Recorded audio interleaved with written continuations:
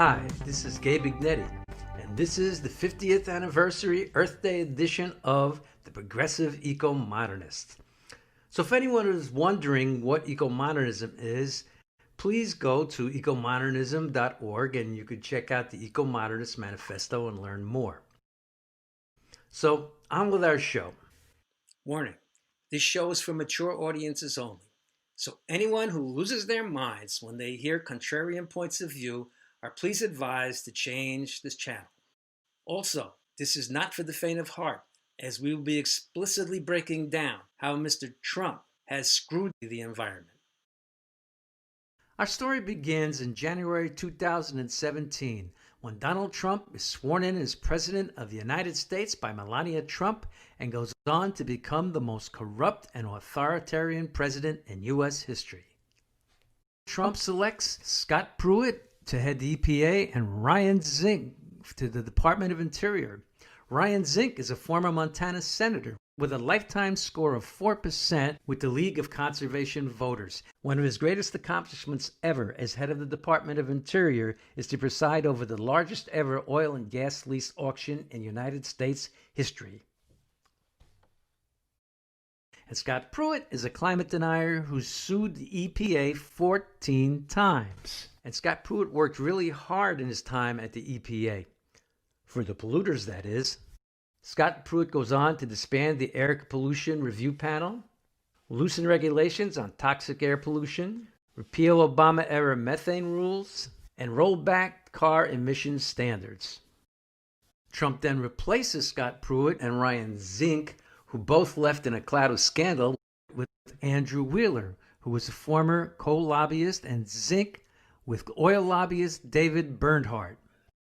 This is a long list of all the programs and laws that have been cut back or weakened by Donald Trump.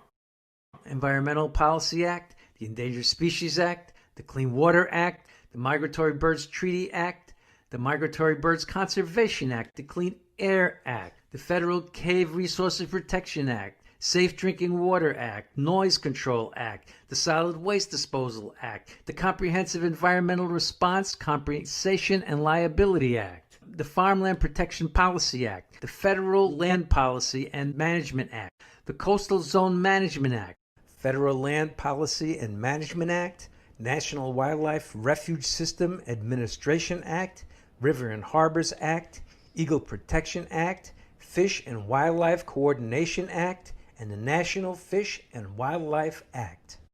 So if you think there's no difference between Biden and Trump, no, there is no difference between the prosecutors and the polluters.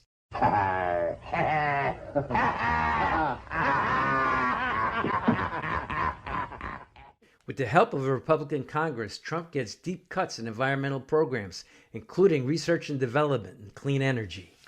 Oil drilling in the Arctic, along with the Keystone XL and Standing Rock pipelines, gets Trump's wholehearted approval. Trump proceeds to pull the U.S. out of the Paris Climate Accords, thus putting the whole planet in danger. He then proceeds to disband this climate advisory panel. Trump attempts through executive fiat to create heresy around even mention of the words climate change in the federal government. And this is their new hoax. He drops climate change from the list of national security threats. In the first year of the Trump administration, the U.S. government websites have been systematically altered to cut mention of climate change. Climate change and associated verbiage are stricken from the strategic plan of the Federal Emergency Management Agency. Trump also signs an executive order revoking federal flood risk standards that incorporate rising sea levels predicted by climate science. Trump goes so far as to remove the word science from the mission statement of the Environmental Protection Agency. Trump axed several NASA Earth science missions, including the Deep Space Climate Observatory and the Plankton Aerosol Cloud and Ocean Environmental Mission, which are both necessary in order to gauge the effects of CO2 and greenhouse gases on the atmosphere and the oceans. And Trump's Environmental Protection Agency killed Obama's signature climate change policy, the Clean Energy Power Plan, A draft report published by the National Highway Traffic Safety Administration emphasized that the rollback would increase global CO2 levels from 410 parts per million to almost 780 parts per million. Estimates are that this would dial up the global thermostat by a whopping 7 degrees by the year 2100. Now, according to the third IPCC assessment, we have roughly 10 years left to get our act together seriously on the climate, and we cannot afford to waste away nearly half that time moving backwards under the rule of a lame duck lunatic. And if we don't have a mutiny this November, billions of people could die. At this rate, the Earth will get so hot that we will all have to move to Alaska with our bathing suits. The mainland United States will be burnt to a crisp, and President Donald Trump Jr. will end up ruling over a desert. Our world will be plunged into total chaos that's somewhere between Mad Max and Star Wars. Nations will be fighting over water instead of oil, and these wars could easily go nuclear. There's only one man that could save us. I'm Jill Biden's husband. I work for Cedric Richmond. No, I know what you're thinking, but there's only two guys who could possibly be president. It's like two sides of a coin. Heads, Sleepy Joe. Tails, the sociopath. So it's a no-brainer. You gotta vote for Biden. No way! Why? I don't trust him. Well, I didn't trust Tricky Dick, greatest environmental president in modern times. People have got to know whether or not their president's a crook. Well, I'm not a crook. There's a reason why Tricky Dick was the greatest environmental president. And it's not because he could be trusted. It's because we had a powerful environmental movement then, and we have a powerful environmental movement now. We are the base of the Democratic Party. We're not the base of the sociopath. So, voting for Biden is opening up the door to close the deal. Humbug!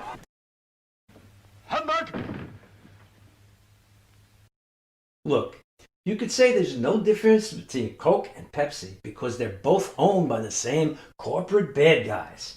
But if Coke is anti-union, I'm buying Pepsi. And I'm not doing it because I trust their CEO leaders, because I don't.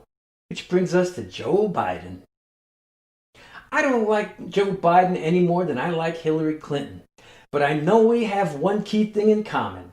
We're not climate deniers like Donald Trump, and we accept the assessments of the CIA and the Pentagon that climate change is a threat to national security. While the League of Conservation Voters scoreboard for Joe Biden was 83%, for Donald Trump it was below 0. The stakes are too high to make the perfect be the enemy of the good. Thought somebody better would come along. Never happened. Yeah, plain old Joe. But he's the man with the plan, and his plan is even better than Bernie's because it's real. Let me break it down for you.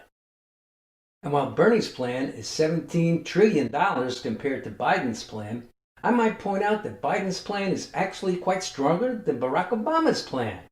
I might add that there is just a little problem with passing Bernie's climate bill. Sticker shock. Any plan with a price tag that is as big as the entire national debt would have a snowball's chance in hell of passing, even if the Republicans magically disappeared. And magic is the key word here. So to be precise, magical thinking. Look, all I'm trying to say is we have to learn to see the world the way it is instead of how we want it to be. But don't get me wrong here. A new world is possible, but it will only come with patience and perseverance. And the news is not all bad. We've set the bar from spending billions to spending trillions on the climate. If that's not a sure sign of progress, I don't know what is. So let me leave you with this final thought. I can't tell you what to do, nor would I even do so if I could. I'm just offering my humble opinion. All I'm asking is that you think about what I've said, because this will be the most important election in the history of this planet. It's your vote. Choose wisely. Thank you for joining us. Stay well And we will be seeing you till next time.